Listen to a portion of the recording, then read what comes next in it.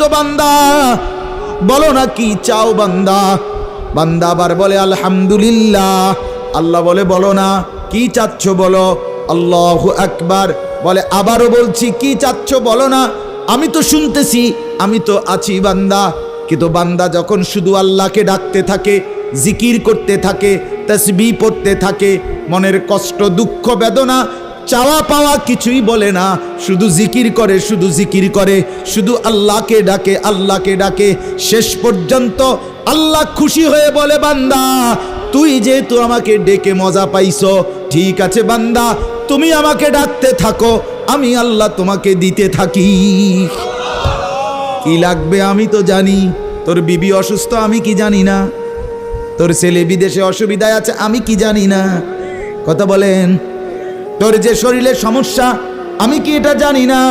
আমি তো সব জানি। কোথায় তোর কোন মুসিবত। আল্লাহর আড়ালে কি কিছু হয়? আল্লাহর গোপনে কি কিছু হয়? তাইলে আল্লাহর ইচ্ছা ছাড়া কি কিছু হয়? এজন্য মোবাইলের কথা বলতে গিয়ে এতগুলোর কথা লম্বা বললাম। ছেলেদেরকে বললাম বাবা অনেক ছেলে বসছো, মাশাআল্লাহ, আল্লাহ খুব বরকত দান করে। আজকে মুসলমানের যুবক তোমাদের ফেরার অপেক্ষায় ইসলাম। তোমরা যদি নামাজি না হও, চরিত্রবান না হও, জীবনটা যদি নারীর পিছনে আর ছবির পিছনে, নর্তকীর পিছনে আর উলঙ্গ ছবির পিছনে, মদ জুয়া জিনা ব্যভিচারের পিছনে শেষ করে ফেলো। এই চোখের দৃষ্টি, এই নজর, এই চোখের দৃষ্টি, এটা যদি নষ্ট করে ফেলো, গুনাহ দেখতে দেখতে, নাপাক ছবি দেখতে দেখতে, তো তোমরা নিজের জীবনই ভালো বাঁচবা কেমনে? ইসলামের জন্যই লড়বা কেমনে? আর মুসলমানের যুবক যদি হেরে যায়, মুসলমানের যুবক যদি পড়ে যায়, তো দ্বীনের জন্য জানবাজি রাখবে কে? এই বুড়ারা 60 বছর 70 বছরের বুড়া, এবারে আর দৌড়তে পারবো? এবারে দোয়া না করবো? কথা বলেন না কেন? মুরব্বীরা কি করবে? কলিজা ছিঁড়ে দোয়া করবে। অতএব আমি আপনাদের কাছে এতক্ষণের কথার মূল একটা উদ্দেশ্য, আমি দুইটা আয়াত পড়ছি, এই আয়াতের আঙ্গিকে কথাটা বলার জন্য বলছি। আজকে আমরা গুনার মধ্যে সবচেয়ে বেশি, বহুভাবেই আমাদের মধ্যে গুনাহ আছে, বাকি এই নজরের গুনাহ আমাদের সবচেয়ে বেশি। কিসের গুনাহ বলেন না? নজরের গুনাহ। আমাদের চোখ নিয়ন্ত্রণ হারা, বাঁধন হারা। আমাদের যুব সমাজ, ছেলে মেয়ে, তাদের পুরাটা চোখ তারা মোবাইলকে দিয়ে দিছে। ওই যে আগে যে শুনছি যে স্বেচ্ছায় চক্ষুদান করত, কথা বুঝছেন না কথা? হ্যাঁ, মরণোত্তর চক্ষুদান। এই মরণোত্তর চক্ষুদান না, জীবিত চক্ষুদান। ওই দেখেন, ওই দেখেন ইয়া দেখো, ওই মোবাইল কার হাত?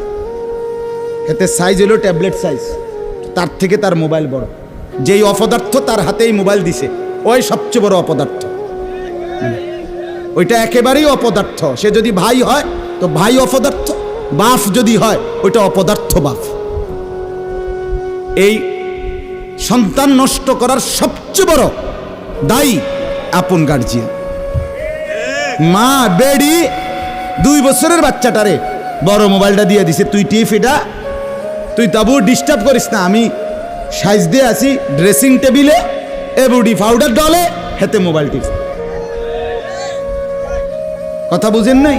ও বেডি হিন্দি সিরিয়াল দেখে টেলিভিশনে, হ্যাঁ হিন্দি সিরিয়াল দেখে, ইন্ডিয়ান সিরিয়াল দেখে, কি দেখে?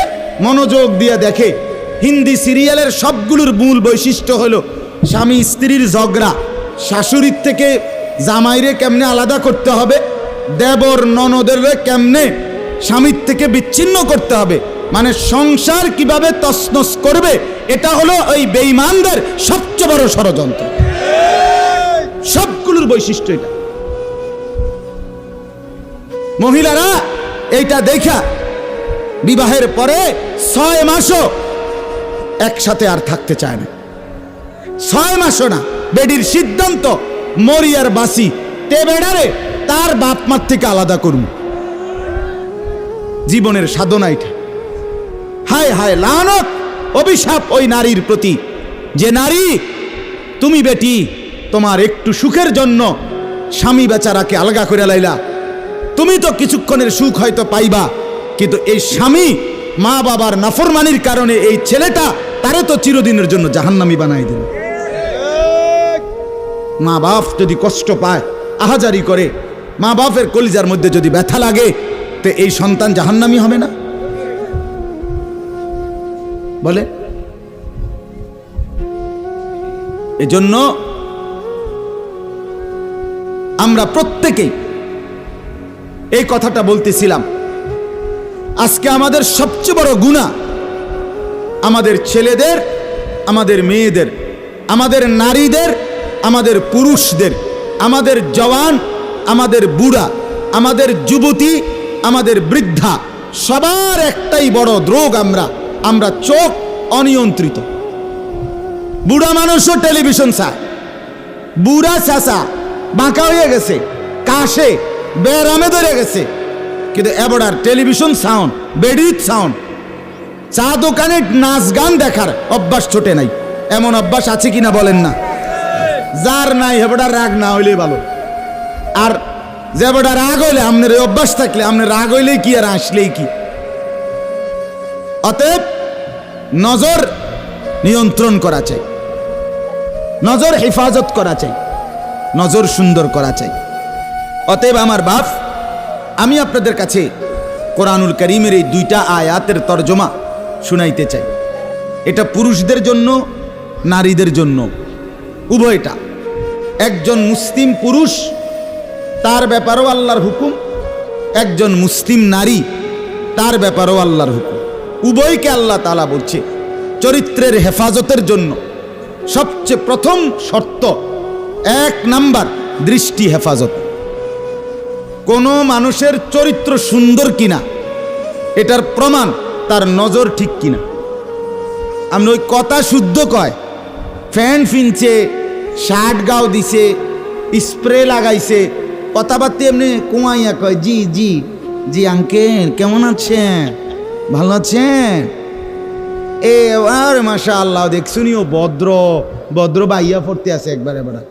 না না না না, 1 নাম্বার পবিত্রতা, সুন্দর, উত্তম আখলাক, সৎ চরিত্রবানের 1 নাম্বার বৈশিষ্ট্য হলো যে যার চক্ষু নিরাপদ, যে চোখ নিরাপদ রাখে। 1 নাম্বার এটা আল্লাহ তাআলা বলেন। আর চূড়ান্ত হলো যে নিজের লজ্জাস্থান হেফাজত করে।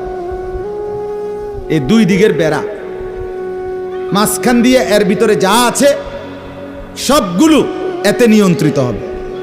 যে নিজের চোখকে হেফাজত করে, নামাইয়া রাখে, ভিন নারী, হ্যাঁ, যেই দৃশ্য দেখা, যেই ছবি, যেই নাচ গান, অশ্লীল দৃশ্য, হ্যাঁ, উলঙ্গ ছবি, বেপর্দা নারী, ভিন নারী, যাকে দেখার আমার কাছে অনুমতি নাই, আল্লাহ অনুমতি দেন নাই, তার থেকে নজর যে নামিয়ে রাখে এবং নিজের লজ্জাস্থান যে হেফাজত করে, আল্লাহ কোরআনে বলছে যালিকা আজকা লাহুম, এটাই হচ্ছে সর্বশ্রেষ্ঠ পবিত্রতা।